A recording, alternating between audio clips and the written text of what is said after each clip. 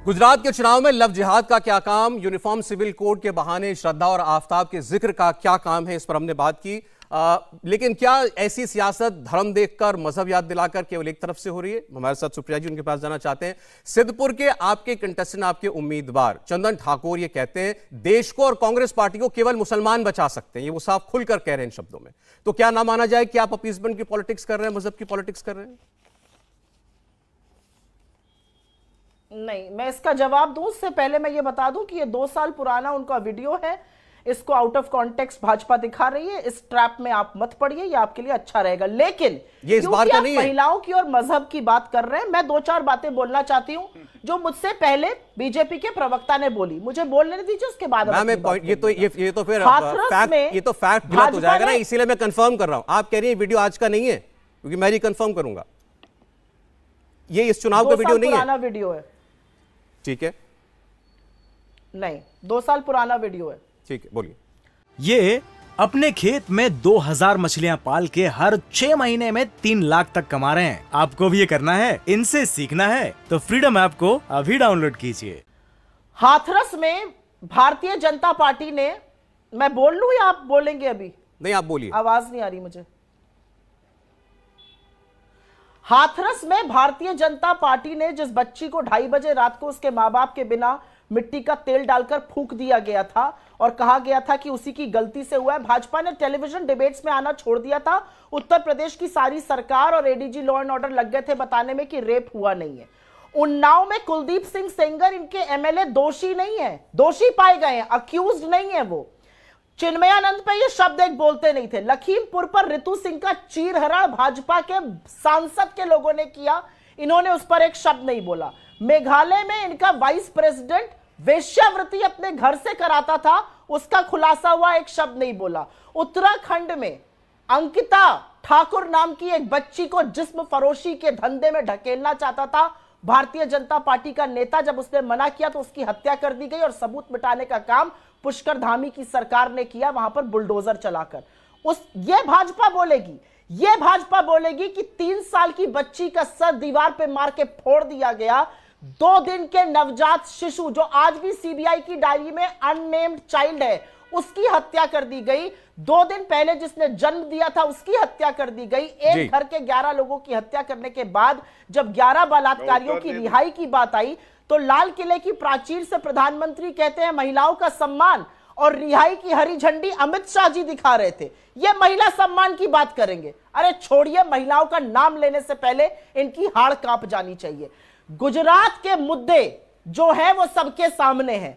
गुजरात का मुद्दा बेरोजगारी है, किसान है, महिलाएं हैं, गुजरात का मुद्दा ओल्ड पेंशन है। लेकिन गुजरात में प्रजापति समाज, मालधारी समाज, सातवर समाज हाथ उठा के प्रज्ञित कर रहा है, प्रतिज्ञा कि कुछ भी हो जाए हम भारतीय जनता पार्टी को वोट नहीं देंगे। ठीक है। पहली बार रिबेल कैंडिडेट्स के चलते 12-12 लोगों को एक बार में भारतीय जनता पार्टी को पार्टी से निकालना पड़ रहा है। समस्याएं बहुत गहरी हैं, उनसे ध्यान भटका रहे तो इस तरह के मुद्दे चलाते रहे। अच्छा, गौरव जी एक मिनट, मैम आपने कहा था एक फर्जी मॉडल चल सकता है। ठीक है, काट की हांडी बार बार नहीं चलती। आपने कहा था कि ये चंदन ठाकुर जो सिद्धपुर के आपके उम्मीदवार हैं, उनका स्टेटमेंट कि कांग्रेस पार्टी को, देश को केवल मुसलमान बचा सकते हैं, ये 2 साल पुराना है। मैं इस वक्त हर जगह मैं देख रहा हूं, केवल हमारा नहीं बल्कि हर मीडिया हाउस ने, हर न्यूज वेबसाइट ने इसको इसी चुनाव का पता करके बताया है। इसी चुनाव में आपकी रैली के, आपकी एक सभा में जो रात के वक्त अंधेरे में हो रही है, उसमें ये बात बोली है। तो ये एक नहीं, हर व्यक्ति फैक्ट चेक कर रही हूं जी, इसीलिए मैं फैक्ट चेक कर रही हूं। इसीलिए मैं फैक्ट चेक कर रही हूं क्योंकि मैं खुद भी जानना चाहती थी ये उन्होंने किस कॉन्टेक्स्ट में कहा था, आउट ऑफ कॉन्टेक्स्ट कोट किया गया और कब का था। आपका भी मैं फैक्ट चेक करे दे रही हूं। अगर आप मेरे ट्विटर हैंडल पर देखिएगा तो हम लोगों ने पहले भी इसका खंडन किया हुआ है। चलिए, अच्छा, जस्ट फॉर योर उत्तर दे दे। हाँ ठीक है, कलीम साहब मैं आ रहा हूं, एक मिनट गौरव जी जवाब देने, फिर आपके पास में आता हूं। बोलिए गौरव जी। वो कह रहे मुद्दों पर रहिए, ये सारी मजहबी बातें केवल ध्यान भटकाने के लिए। देखिए, सबसे पहले तो झूठ कैसे बोला जाता है आपके चैनल पे हमने देखा, बता रहे हैं 2 साल पहले का वीडियो है, और अगर फर्जी है तो इन्होंने अभी तक कोई कंप्लेंट दी है, किसी के खिलाफ कार्रवाई के लिए कहा है?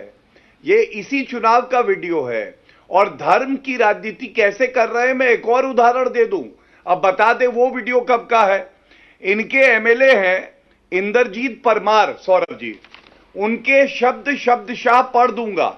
वो क्या कहते हैं, मेरे लिए आप लोग अल्लाह की तरह हो, दवा खाना अगर हिंदू इलाके में गया तो बेकार है, मैं एमएलए आपकी वजह से हूं मुसलमानों को।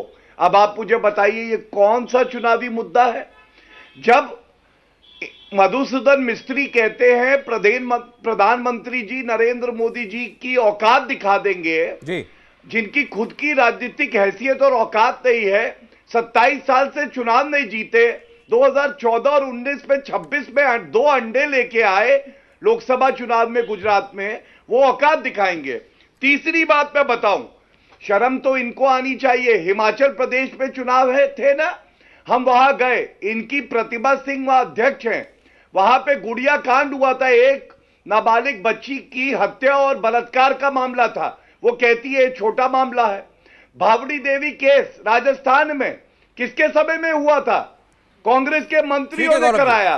और इसके अलावा तंदूर मर्डर कांड कब हुआ, तो शर्म तो इनको आनी चाहिए। और अंत करूंगा एक बात कह के, एमसीडी चुनाव में जगदीश टाइटलर जो कि आरोपी हैं 1984 नरसंहार के, उनको स्टार कैंपेनर बनाया है। अब आप बताइए शर्म किसको आनी चाहिए। अच्छा ठीक है, अगर चुल्लू भर पानी हो तो डूब जाना चाहिए पूरी कांग्रेस। कलीम साहब के पास मैं जा रहा हूं, आपके सामने आ जाऊंगा सुप्रिया जी आपके पास। आपके सामने बीजेपी हो, कांग्रेस पार्टी हो, आप मुझे बोलने का मौका दीजिए क्योंकि आपने ब्रेक से पहले भी उनको दिया था। मैम मैं बिल्कुल बराबर मौका दे रहा हूं। अब ये तीसरे मेहमान भी हैं, तीसरे मेहमान भी, और ये भाजपाई नहीं है। नहीं, आप बराबर भाजपाई नहीं है। उनको ब्रेक के पहले एक्स्ट्रा आंसर दिया था। मैम ये भाजपाई तो नहीं है ना कलीम साहब जो बैठे हैं। उससे पहले 2 बार इनको दिया था बेचारी, लेकिन ये इनका मेरी बात भी जितना मुझे बताइए क्या ये 20 मिनट तक बैठे रहेंगे, ये नहीं बोलेंगे? मुझे तो बोलने का मौका दीजिए। अरे आप बोलेंगे, मैं इनका कमेंट ले लूं, आप बोल दीजिएगा उसके बाद। ऐसा नहीं है कि आप पर नहीं बोले। उन्होंने बोला है भाई। अरे भाई आपको सौरभ जी उन्होंने मेरे लिए बोला, आप 40 सेकंड बर्बाद कर रहे हो मुझसे बहस कर। मैडम मैं बर्बाद नहीं कर रहा हूं, आप मुझे डिबेट कंडक्ट नहीं करने दे रही हैं